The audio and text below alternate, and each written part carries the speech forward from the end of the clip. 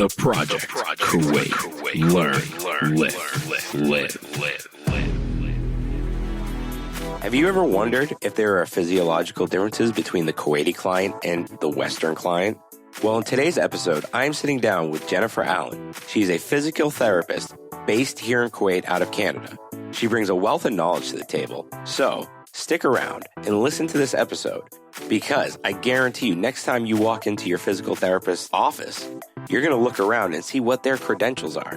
What do I mean by that? Without further ado, here's my interview with Jennifer Allen. All this and more in today's episode.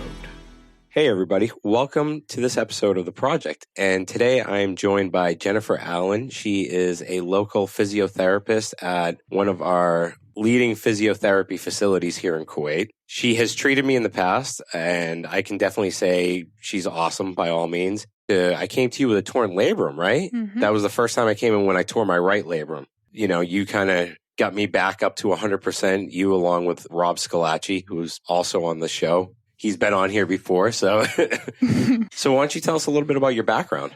Well, first of all, thanks for having me on the show. It's a real pleasure, and I'm excited for this project to see it coming into fruition. I'm a physiotherapist from Canada, and I've been in Kuwait for almost 11 months, and I've done a bit of international work prior to this, along with work in Canada. So I've worked in Mexico and Nepal before. Oh, wow, Nepal. Yeah. How was that?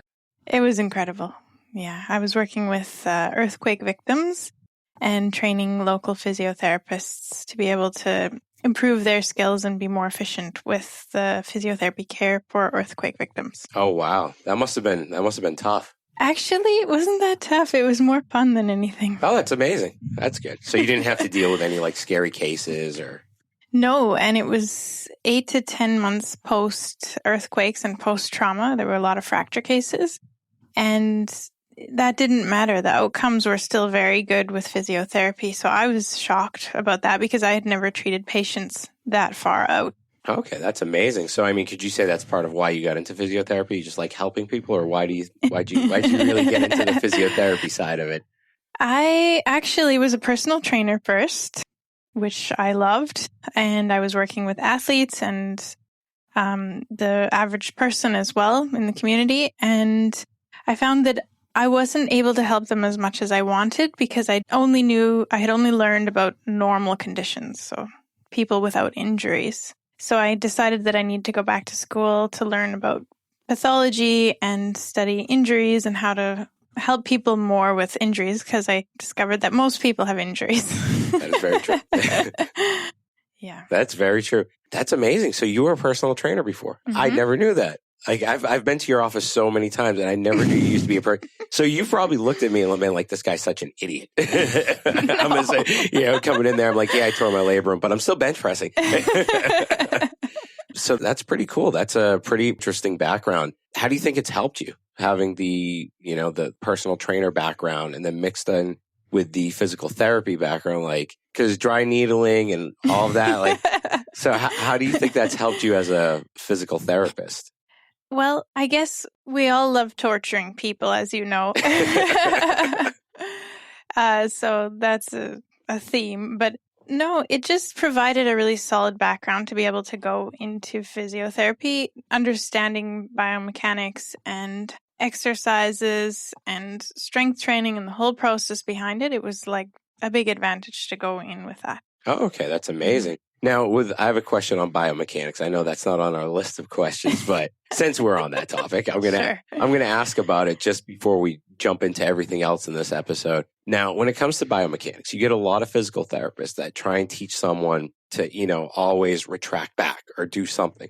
Now, every one of us is built differently, so to speak. So how do you feel about that when you when you see a physical therapist say, no, you have to do it this way and there's no other way to do it? Do you alter movements based on a person's physical ability, so to speak? That is a really good question. I hope it was clear. So yeah, a few things come to mind. So there is a school of thought for certain physiotherapist courses where you would be taught that you should be perfectionist with how you're doing all sorts of exercises. And to a certain extent, I strive to be able to get my patients to have neutral spine posture so that they're less at risk for injury. And we can talk more about that later.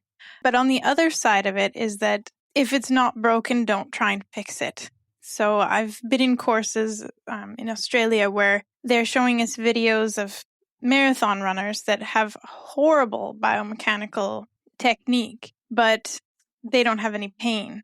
So each person needs to be cared for in their own individualized way. And maybe they're functioning well as they are. Maybe they don't want to change their posture. I have a lot of patients that do come in, they do want to work on their posture for other reasons, not just the physical pain, confidence, and other things. So does that answer your question? Yeah, no, it definitely does. I mean, being a baseball player, my right shoulder rolls completely forward, because I've just thrown so many baseballs in my life. And like, I get it. And as much as I try to retract that side, it's never the same as my left. And I can always see the difference when I'm bench pressing. And you've pointed out the difference. We've talked about this. We've definitely talked about it. And I was good about doing all my exercises, but not really. Ever since I got into the CrossFit thing, kind of went out the window. It's like, trying to prevent myself preventative injury, but it doesn't really work. So now we talked a little bit about the biomechanics. What about if you were to compare Canada or people in Canada, their body structures, how would you compare them physiologically to the Kuwaiti person? We're usually smaller, built a little different. In my opinion, I think we're built a lot different than people in the Western society. And it's a question that I've always had for a physical therapist. Like when you treat a Canadian or an American or someone from the West compared to a Kuwaiti or an Arab, because we're definitely a lot smaller. Shorter, I'd say also. People are probably going to hate me for that one, but it's true. I mean, do you notice physiological differences between both in terms of spinal curvature or some cool jargon that you guys know? Yeah, I was actually wondering if you want me to use the more medical terms or more layman's terms. I'd say use medical and layman's. Okay. If there's something that I don't think the average person won't understand, I'll definitely ask you. Okay. Because if I don't understand it, they're not going to understand it, hopefully. So. Okay. So I was thinking about this question earlier, and I thought it was a good question. The thing that I've noticed, and interestingly, I didn't notice the tall or short part. I guess I'm not looking for that. But I have noticed that a lot of women come in with increased lumbar lordosis or lumbar curve. And then...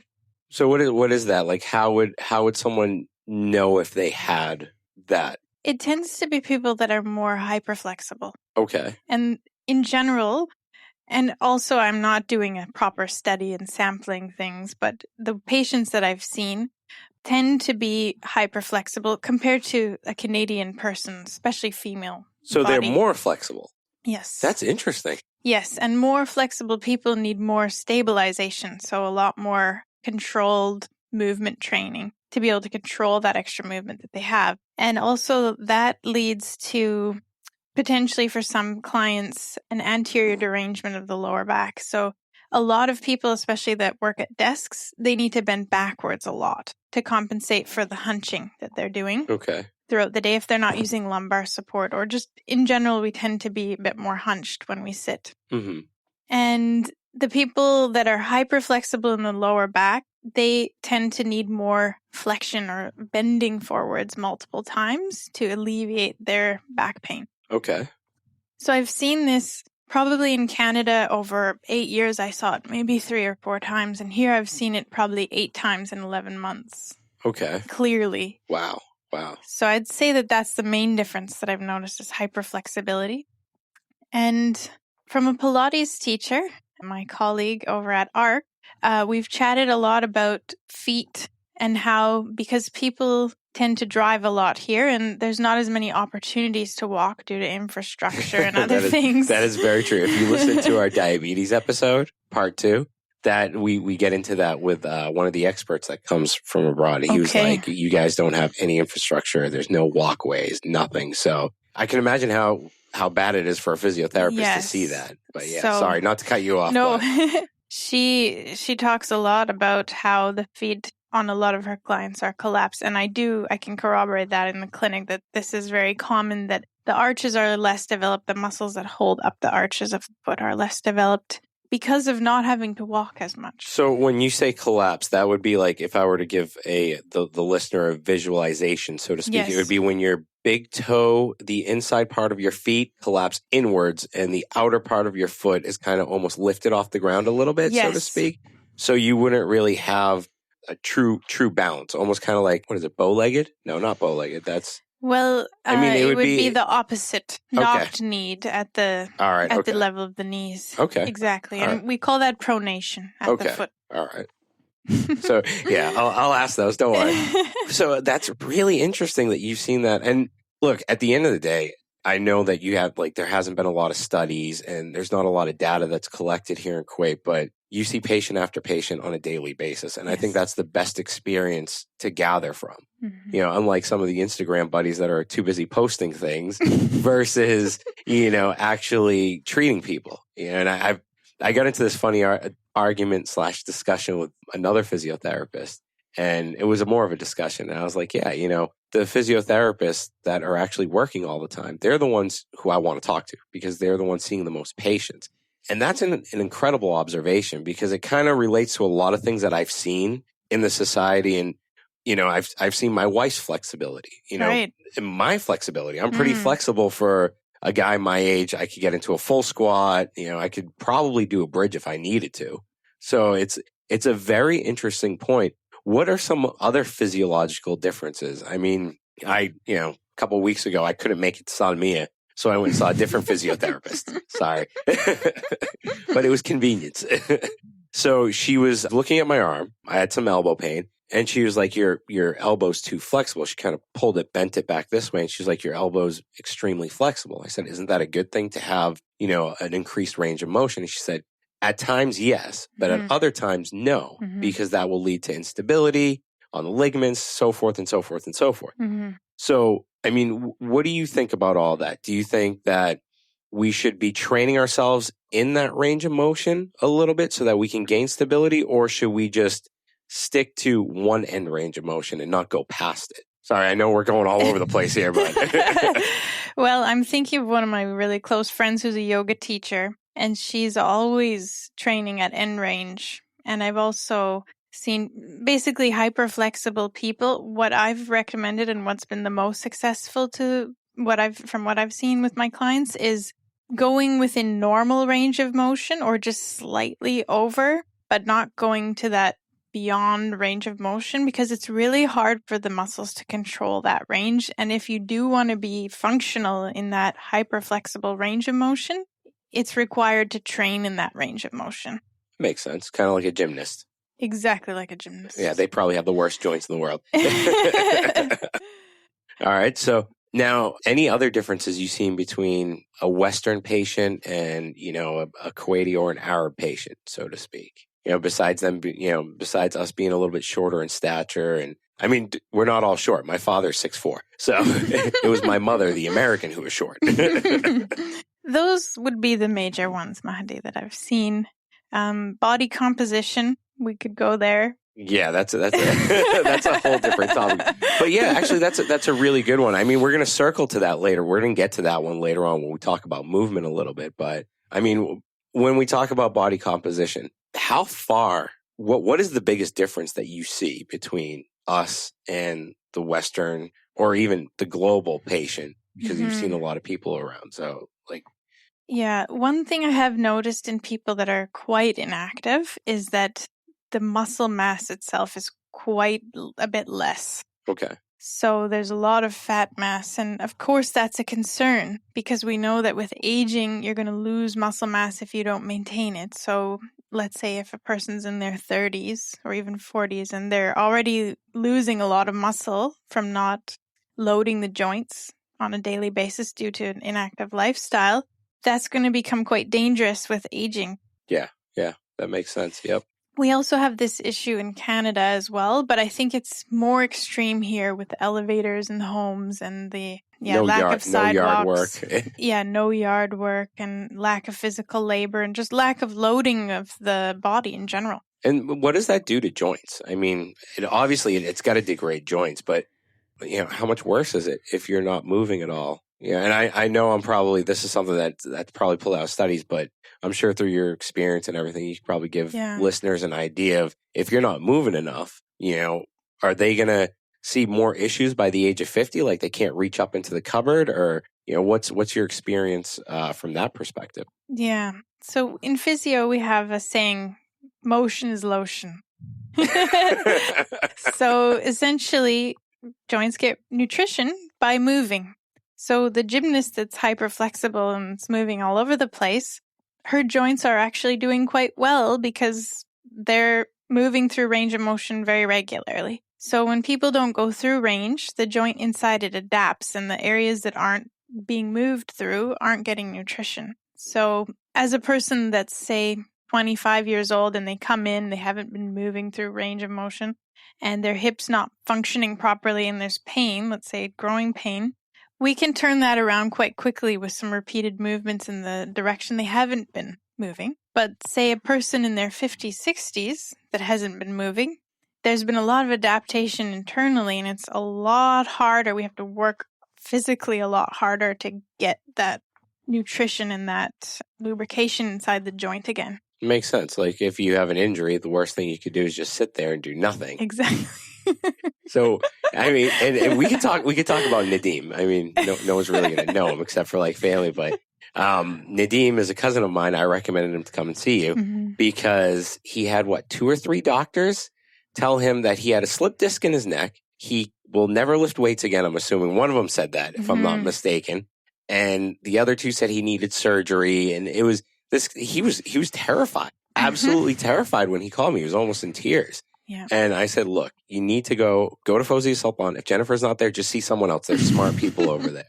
And, he was like, he was thanking me. So you want to talk about that and when we should take it with a grain of salt from a doctor here, especially because I don't think doctors, especially orthopedic doctors in Kuwait, I don't think they're caught up. I really don't. And I've seen it, time and time again. When I tore my left labrum, 4 doctors here said I needed surgery. One doctor in the States said, hey, I'm going to give you a cortisone shot. Here's your physical therapy. Do this for 3 months. Try rehab first. Go that route. If it doesn't work and all else fails and you still can't swing a baseball bat pain-free, then you go the route of surgery. So can you talk about that a little bit? Yeah, I've seen this time and time again here. And I think the issues are multifaceted. In Canada, we have a public healthcare system, and we're trying to streamline and eliminate unnecessary medical tests because we're all paying for them with our tax dollars. And also we have big wait lists. So a couple of years ago, I took a course that allowed me to be able to request imaging. So x-rays, MRI, and ultrasound. And we have a special rule in the province that I'm from, Alberta, where you can be on a roster to be able to request this imaging. And there's been research about how if physios are allowed to do this, the rate that they actually request imaging is quite low. And it's been studied in Australia, Canada, and the US, especially with the US military. So a couple of provinces have gotten on board with this in Canada. But what I'm seeing here is the opposite, that business is actually linked to requesting more tests, whether they're required or not. And in Canada, we have various set guidelines from radiologists where they actually lay out perfectly for clinicians based on research when it's required to have a test, an x-ray, an MRI, CT scan, ultrasound. They're all clearly listed. So every time a patient comes in with imaging, I try and spend a few minutes talking about whether or not that would have been a required or a recommended test in Canada for that same condition or not. And most of the time here, I'm finding that in Canada, it wouldn't have been appropriate to request that imaging. And of course, there's going to be doctors in Canada that are requesting too many tests as well. And part of that's due to liability or maybe the patient's pressuring them. But certainly there's a movement towards not treating the imaging results. Okay, all right. That's interesting. That's very interesting. So we've kind of moved towards the business side in Kuwait, so to speak. It appears to be that way. And it's very concerning because if it's an MRI, okay, it's a magnetic test, and maybe it's not good for claustrophobic people, but there's no side effects per se. But then when you have a CT scan or an X-ray, people are being exposed to radiation. Yeah. Yep. And that's a risk. So I always try and spend time on that with my clients. Wow. I mean, I never really thought about the whole X-ray thing, but you're right. And my wife's yelled at me time and time again, like, you don't need so many X-rays. That's radiation. Mm-hmm. So that actually makes a lot of sense. And I mean, with the doctors here, though, do you think they're behind, in your opinion? I mean, you recently came from Canada, Mm-hmm. so you've been exposed over there to the different doctors and everything. Here, and I know this might be a touchy question, because there are some really good orthopedic doctors in Kuwait. There are some excellent ones. Mm-hmm. But at the same time, there are others that are like, no, don't move. Can you talk about the don't move strategy, and actually how it can be detrimental to someone recovering or in the recovery phase after an injury? Yeah, certainly. I think that a lot of the research that has come out in the last 20 years, probably the medical schools all over the world, haven't been fully updated on that. So now there's a lot of research where there's been a study of normal people, quote unquote, that don't have pain, to see what their images actually look like for like a lumbar MRI or cervical MRI, various things. And what we found is that pain and what we see on imaging are actually not completely related. Okay. So maybe you have 5 disc bulges in your lower back that are quite bad on the image, and we would expect you to barely be able to walk based on that, but you might not have any pain and you're functioning perfectly. So we have a lot of this research, and there's actually a whole school of thought and a group of people in Australia who are fighting back against the over-imaging, and they've created a website called Pain Ed, I believe, where they're educating the public on, no, it's safe to move again, your tissues aren't damaged. Because it's very traumatic for patients, and it's hard as a physio to watch or to try and recuperate and bring that person back to how they were in terms of their sensitivity level prior to having this image result given to them, and then the subsequent recommendations that may or may not have been appropriate. That's so true. I mean, being on the other side of it, being a desk worker, sitting at a desk all day, when I tore my left labrum, I literally had almost all the doctors here say, oh, you can never bench press again because you'll tear it again. Or you can't do this. And it's like, dude, but if I don't train in that range of motion, I'm never going to get it back. It's going to get worse as well, yeah. And the guy that also tore his labrum, a guy that I know pretty well, tore his labrum, had the surgery done, and his range of motion is not past his, like, he can't get his hand past his forehead. So it's like, but now I'm like, I can swim, I can, throw my arms all over the place without a problem.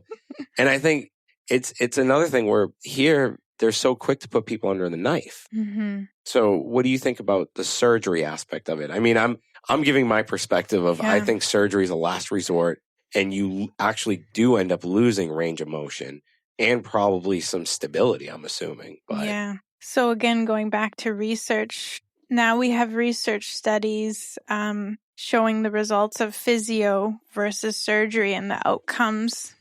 And oftentimes rehab is either more effective or just as effective as surgery. So that's why in Canada we start with physio, and that's often on those radiologist requirements. It's often that you've failed physiotherapy. You've tried it for like 6 to 8 weeks. So yeah, the surgical component, I've seen surgeries in Canada and here where I've questioned why didn't they try physio first and these things. But again, when the model is that the person that's offering the surgery, the doctor, the surgeon, is getting financially compensated if the client is getting that surgery, then already the system is biased. That's true. So in Canada, most of the time we're trying to delay or just avoid surgery. The surgeons in Canada, they're fully booked. Wow. So because it's a public system. Yeah. So it's a completely different Which model. has its pros and its cons. It has its pros and its cons. You have to wait for an MRI. Yeah, well, you got to wait here too in Kuwait. If you're going through the public side of things, you definitely have to wait. You have a long wait. I actually I read a study, I think it was last year, that it was a crazy amount, like 70% of people who had surgeries on their knees actually didn't need the surgery. This is a new thing that's come out regarding meniscal tears. Yes. All right, good. Yes. I'm glad you read the same study, I'm assuming. There's quite a bit of I research on this. I read a lot of studies, so sometimes I'm just like, all right, I don't remember the name of the study, but I do know the stats. So meniscal tears are one of them, where in the knee. And again, many people have a tear and they don't know about it. They don't have any symptoms, but they've found that the results, and it's mainly, I think, middle-aged women. I'd have to pull up some studies, but that if they get the surgery, they're no better after a certain time period than the people that haven't gotten surgery. So very specific results-driven physiotherapy can be very beneficial, especially in these cases. Okay. To avoid surgery. So what are some of the most common injuries in Kuwait that you've seen in the past year? What are some of the most common injuries that you've seen besides torn labrums? Surprisingly, let's divide it into athletes and non-athletes. Okay, yeah. And can we divide it also into male and female? Because I think there's a large side of, there's a big gap in terms of knowledge for females in Kuwait, especially for the Kuwaiti woman or the Arab woman in general. So if we could break it down in that way, that would be great. Sure. Okay, maybe I'm going to disappoint you here, but I don't know that there's a big difference in the non-athletes for men and women. Okay, that works. That's fine. That's totally fine. There's a lot of neck and back pain patients. I was going to say we don't have a lot of athletes in Kuwait. There are a lot of good ones. Okay. But there's a lot of inactivity as well. So people come in with what we call radiculopathy, pain going from the neck down the arm, down the shoulder blade, sometimes down to the fingers, sometimes including numbness or not. It's very common. And the same thing with the lower back pain that may or may not be radiating down the legs. Okay. That's the most common, and I believe that that's mostly related to inactivity and sitting for prolonged periods at a desk. Okay. All right, that's interesting. Now let's tackle lower half. Okay. And then we'll move up to the upper half. Now, lower half, now there's sleepy butt syndrome. Yeah, that's a big term. It's a term being thrown around a lot right now. Now, can you talk about what happens when people are, just inactive for a prolonged period of time? Because in Kuwait, we tend to sit at home, have our breakfast, go out, we sit in the car for another 20 minutes. We get to the avenues. All right. I'm using live examples here. So we get to the avenues. We'll say we're getting our exercise and walking for 15 minutes. Right. And then we sit down and have coffee for 3 hours. Right. So what happens physiologically to our joints, our back? Is it because we're rounding of the lower back? Is it stretching those muscles out? Is it because we're hyper arched? I mean, can you go into that a little bit just so people can kind of understand what we're doing with the prolonged sitting? Sure. When you sit, depending on your posture, as I sit straight up. If your back is curved, so if you're a bit more hunched, your lower back, then there's going to be some pushing on the front of the structures between the bones, so the discs, in a backwards direction. Okay. And then you have a ligament that holds them in the back part of that. I'm going to guess here, the psoas? No? No, that's a muscle. Yeah. But it was a good guess. Yeah, thanks. So the ligament, every structure has its own physical limits. So if it's in that position for many hours a day where it's being strained, of course, over time, it's going to lose that elasticity from neutral. There's that effect on between the bones itself, the discs and the ligaments. And then the muscles themselves. Of course, if you're sitting in a chair, you're not loading your body. So there's no effort of the muscles. The atrophy goes on. This is all contributing to the So your muscles muscle turn, in layman's terms, your muscles turn into mush, which turn into basically nothing being there. This is your pep talk for the masses to get active. I know, right? I know. And this is like, I think this is the point of the entire show. It's like something we always talk about. It's a reoccurring theme. And, it's funny because here we say, okay, get active, but then people will just go overboard and they'll do crazy stuff like, PX90 or Insanity or CrossFit. Right. Nothing wrong with CrossFit. If you have a good coach, there's not, because people like killed me on the whole CrossFit thing. So, yeah, well, I mean, I'm one of the guys, I love to hate CrossFit. Yes. I do love the sport, but people think I hate it. So I got to defend that. No, I love CrossFit. It's great for like people to get active And it actually increases mobility, if you have a good coach, if you have a good trainer. If you're doing the exercises properly and you have the right range of motion to be able to do the exercises. Which comes back to your trainer. Mm-hmm. I wanted to hit on tight hamstrings. Okay. Because I've heard that could be a cause of lower back pain too. Is that true? Or is that like a lot of fictional talk from different physiotherapists? Well, okay, so if you picture yourself in sitting, to go back to the position of sitting and how that affects the body. So our hips are in a flexed position. Our knees are bent up to our hips are bent up to 90 degrees. And if you picture the inside of the joint, a certain portion of the joint's getting nutrition in that position. Okay. But the opposite side of the joint, where you would be in hip extension, so kicking your leg backwards, isn't getting as much nutrition. Ah, that makes so much sense.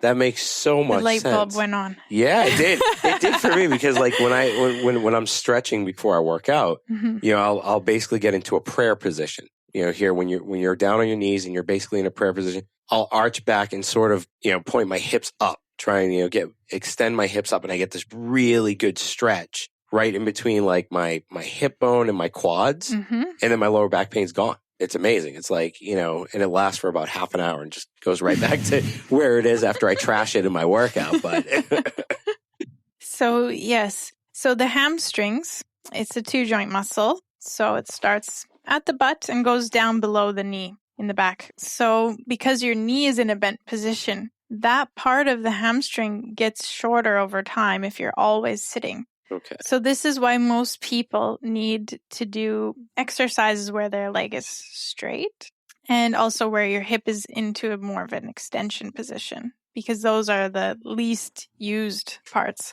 of the body, especially with prolonged sitting. Okay. All right. Well, let's move up into the upper half of the body. Sure. The shoulders, the neck area. What are some of the most common injuries that you see there? Is it typically upper cross syndrome? So, and can you explain upper cross syndrome? Yeah. So upper cross syndrome, it's a term basically where the pecs are tight and the lower fibers of traps also the rhomboids are all lengthened and weakened. Definitely not me. I do not have tight pecs. Or not after dry needling. I know, right? And like to everybody out there, dry needling, I thought it was the biggest load of like BS.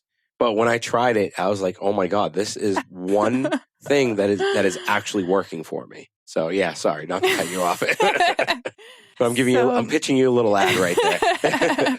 Yeah, you've booked in for a full hour of dry needling a few times. Yes, I have, definitely. Yeah, you love being tortured. But it's the one thing that has worked on my body. Like I've had ART done. I've had, deep tissue massages. I've had ice. Ice doesn't do anything for me.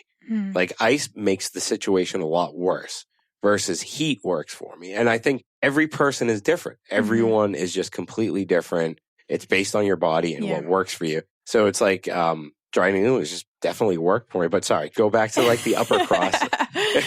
Yeah, so that is one way of describing what happens to a lot of people. Basically, you can picture your shoulders rounding forward, your pec muscles shortening, and at the neck, you're hunching forward. So what happens is there's a lot of strain in the mid-neck around C5-6, and then those nerves... C5-6 is like what, below the ear or... Yeah, so below the ear. Basically, if you hunch your back up, the upper back, and then bring your neck forward where there's a crease there. Okay, all right. And so with that, there's a lot of strain on that area of the nerves coming out. So when the nerves are squeezed, per se, that's when you get the referred pain down to the shoulder blades, down the arms, sometimes in the front of the shoulders. It can go anywhere. So that's the most common thing that I see. And just general neck tension, upper trap tightness. Stress is a big thing here, and lack of ways of expressing oneself in a healthy manner. So a lot of it gets bottled up into the body. Mm-hmm. And I've always thought that when I get my traps dry needled, and you can attest it, I'm in so much pain and agony. But then once I get the needle in each side, which has to be like 3 weeks apart, because it's just so much pain. I do not want to deal with it.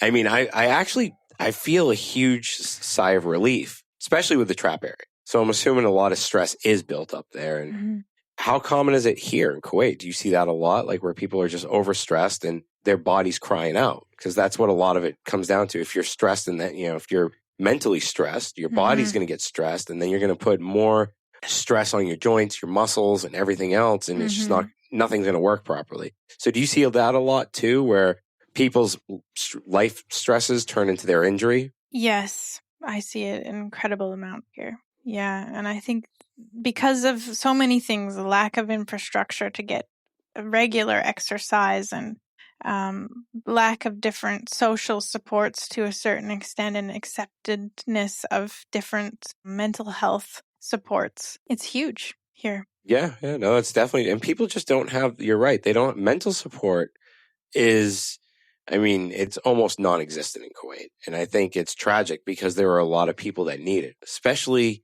kids that are in their youth that don't know how to express themselves here. And, I hope it's something that we can catch up on. And I think Kuwait's moving along in that direction right now, but yeah, it's just, that's definitely a topic for another. That's a whole other session with a psychologist or a shrink. Let me annoy them already. To help listeners a little bit, if they suspect they have a bulging disc, or we hear the number one thing doctors love to say in Kuwait, which is you have disc. Yes. We all have discs. Yes. Thank you for stating that. We all have discs. You have many discs. Yes. But how can they know? Because I've always got guys at work that are, they're typically overweight, sit all day, and they're always saying they're on a diet. Right. And they're like, oh, I don't lose any more weight. And I'm like, well, you need to exercise. And he goes, no, I have a disc. Yeah, I have a disc too, but you know what I mean? Like, what do you mean you have a disc? He goes, I have a disc. The doctor said I have a disc. I can't exercise. There's instilled fear there. So, what are some of the signs of a bulging disc? So people can actually, so they'll know, so they're not making it up in their head. Right. I think the first thing to look at is, can you move your body freely through full range of motion? And of course, a physiotherapist is going to be able to assess this in a preventative manner, which is, I think, the direction everyone needs to move towards, is coming to physio for a checkup to see where you're at prior to doing a lot of heavy exercise or just general life, what can be worked on. For a disc that's causing a significant amount of squeezing on the nerve or impingement, there's different things that we look for as physios. So we're looking for neurological symptoms such as numbness and tingling, weakness, and then radiating pain. So, but as a general person, you don't need to be worried about this. I think the best thing to do is just book an appointment, see a physio, get fully checked, and put your mind at ease if you think that you do have disc pathology that's limiting you in some manner. So what are some options for someone that can't afford a physio or that they don't have insurance, so to speak? Because there are people like that. Barriers, yeah. And they'll go to the government hospital and they'll go see, the guy that graduated in 1950 who still has, there's cobwebs on the book. So, and he'll say, you have a disc. So what can they, what are some of the signs and symptoms that they can look for in layman's terms that they can probably spot with a blind eye? It's just kind of like, it's right there staring at them. Is there, can they feel like their spine? Is there going to be a bump there or anything? Or is there going to be a certain range of motion they can't get into? Yeah. So the most common thing that happens is people bend over and then they can't straighten up. Oh, really? Mm-hmm. I only thought that was in movies. I never knew that really existed. It's a real thing, yeah. Or they get bent to the side after that. Okay. So that just means that something's not moving properly in the lower back. Okay. So it's just a matter of getting it moving properly. But you're right.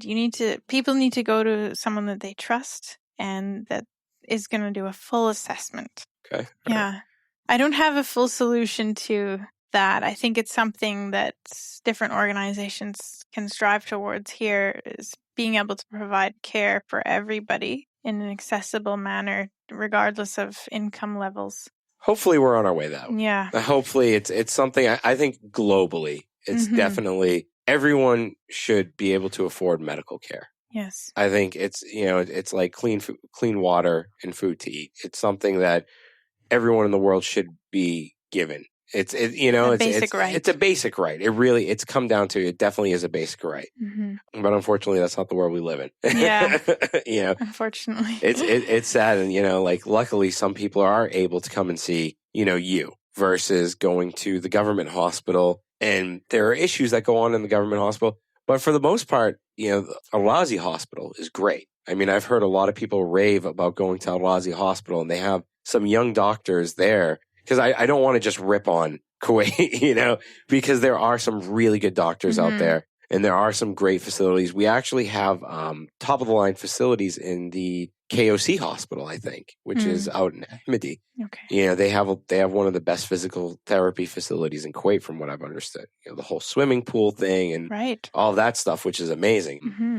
And it's just, I think physiotherapy has come a long way in the last 5 years in Kuwait. Yes, and that's the thing that I keep trying to remind myself, is that in Canada, we've had physio basically since the Second World War. And so that's like many, many years. Yeah. you guys have the experience. The Canadian Physiotherapy Association will be celebrating its 100th anniversary. Oh, wow. That's 2020. Amazing. Yeah. That is absolutely amazing. So it was actually before the end of the Second World War. But anyways, physio is just growing up here in Kuwait. Yeah. More so in the last 20, 30 years or so, I believe. Yeah, it's really boomed up in the last 5 or 6 years. And I think with all the issues with diabetes, strokes.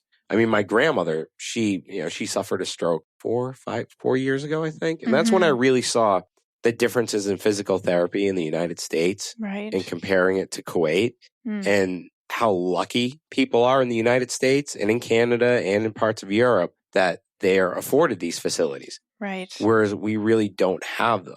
So it's a big gap, but I think it's starting to close in Kuwait. That's good. Here's my other question. Okay, this is going to be a little controversial. Okay. You don't have to answer it if you don't want to. All right, I'm going a little off topic here. What about the physical therapists that you see coming out in the gyms, or some of these new physical therapists that you see, highlighting themselves online? And so, what are your thoughts on that? Because I think a lot of them are snake oil salesmen, in my opinion. And some of them are they're creating this fictitious view to people to go and try these movements that they're not ready for, and they shouldn't be doing in the first place, because there's a progression to everything. So what do you think of all of that, just out of curiosity? Well, I'm happy to know that physiotherapy is regulated in Kuwait.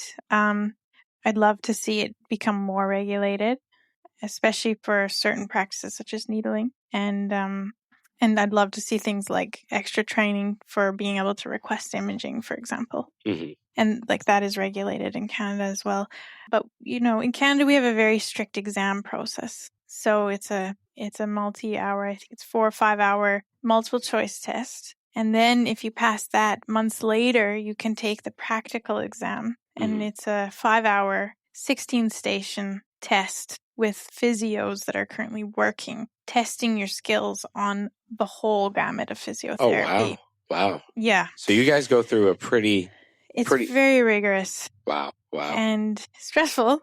But at the end of the day, we know that the physios that we're working with have met the minimum criteria to be able to perform skills in Canada on patients. And beyond that, we have a registrar that has an online list of the physios in each province and information about each physio, where they work and etc., for insurance companies as well, so that they can verify the claims. So I'd love to see Kuwait move towards more regulation. And I think that would also help educate the public about what the minimum standards are for physiotherapists in Kuwait versus people that are of different backgrounds of training and not necessarily a certified program. The other thing is extra training when you finish physiotherapy school, because physiotherapy school is really just the basics. I've done many different courses, and I've done international certification in McKenzie Mechanical Diagnosis and Therapy, and that's what we did together. Which was very, very long, grueling. And it's like, that's how I knew. I was like, okay, she's a good physical therapist. She's going through everything. You literally went through everything. And you're like, can you move this way? Can you move that way? And to me, those are signs of a good physical therapist versus, did I tell you about, there was a guy on Instagram that everyone was raving about for a while? Mm-hmm. and he was recommended to me. I went, it was out of his apartment, and he was, his dry needling was involved. So I was kind of like, all right, I'm not too comfortable, but I'll give it a shot. Everyone's talked about him, raved about him. I had no issues, luckily, thank God. But I was definitely uncomfortable because he was like, oh, okay, all right. I know what it is exactly. Just lay on the table. I'll dry needle you. You'll be done. That's how it went. There was no real physical exam. There was no, does this hurt? Does that hurt? Can you go in that range of motion? So what should people look out for before they have a lung punctured?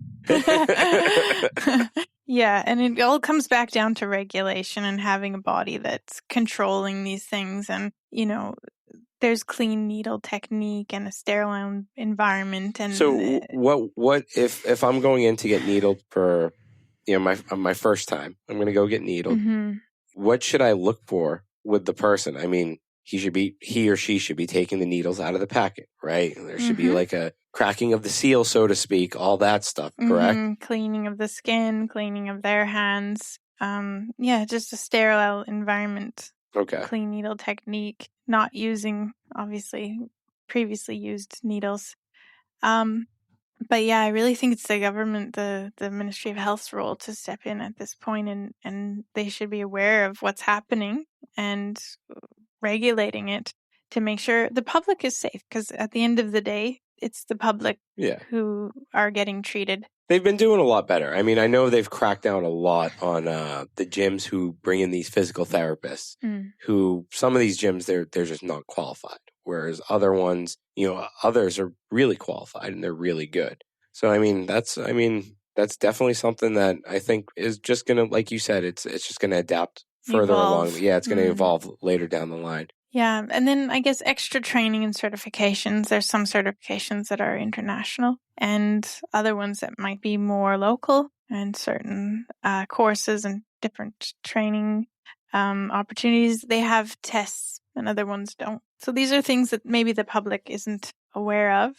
But as a physio, I'm always wanting to stand on my certifications. And, as a McKenzie physio, we're taught that your client could be, regardless of where they are in the world, they have this expectation. We have the expectation of you that this is going to be your assessment. You should be able to give them that paper, and they should be able to go to any other McKenzie therapist and get progress their treatment forward. Okay, that's awesome. What are some key questions that, someone should look out for when they go to a new physical therapist? What should they be like? What should a checklist look like for me going to a physical therapist for the first time? And some of the questions they might ask me. I know I didn't talk to you about these questions, no, it's fine. But they're kind of popping up, and it's like I want to try and help the listeners as much as possible. So the time frame of the assessment is very important. Generally speaking, it should be at least 15 to 30 minutes discussion about the history, what makes it better, what makes it worse, where is the pain in a very detailed manner, and medical history is very important. Patient goals, getting everything into alignment so everyone's on the same page going into the physical assessment. So there's various parts to a physical assessment. It usually takes at least 20 minutes. And for me personally, I like to do a test-retest. So let's say you want to know if you're going to have pain with your throat.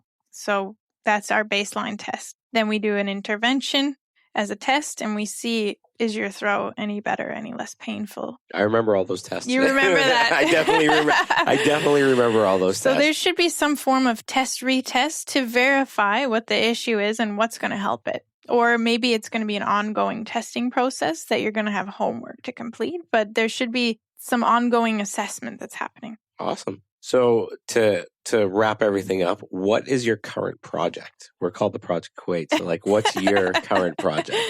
Well, recently I went with the Kuwait Scorpion rugby team. Oh, I totally forgot to talk about that. I'm so sorry. I meant to ask you a bunch of questions about that. No, it's fine. And it was so much fun. And I was helping the team with their injuries and giving them physio between games and taping them up. I guess you could say that's kind of a project. So we're building the relationship between Fawzia Sultan and the Kuwait Scorpions. And I'm going to bring a bunch of people to their next game. Oh, that's awesome. Do you want to come? Yeah, sure. Yeah, definitely come. Can I interview their coach? I'm sure Aziz and Hussein would love to be on this program. I'd love to get a couple rugby guys on here. Liam, once Liam's back, I mean, he's a rugby player, so perfect. We could have like a fun time. Yeah, just a bunch of jocks in the room, and I'm like the baseball player looking at the two or three rugby players. But that's awesome. I mean, that sounds like a lot of fun. I mean, that's a good project. A lot of fun. Yeah, was it tiring? How many games did you have to sit through? The men made it through 5 games. All the way to the semifinals. They did amazing. And the women, I think it was 3 or 4 games that they had as well. So it was a lot of games, but it was just such a fun atmosphere that you didn't really feel the time. That's cool. That's great. Are you guys going to be available for the Flair Fitness Festival in January? I'm not sure if that one's on our list, but I can check. Oh, that would be great if it was on your list. I'm competing, so I'm definitely going to need to be taped up, needled up.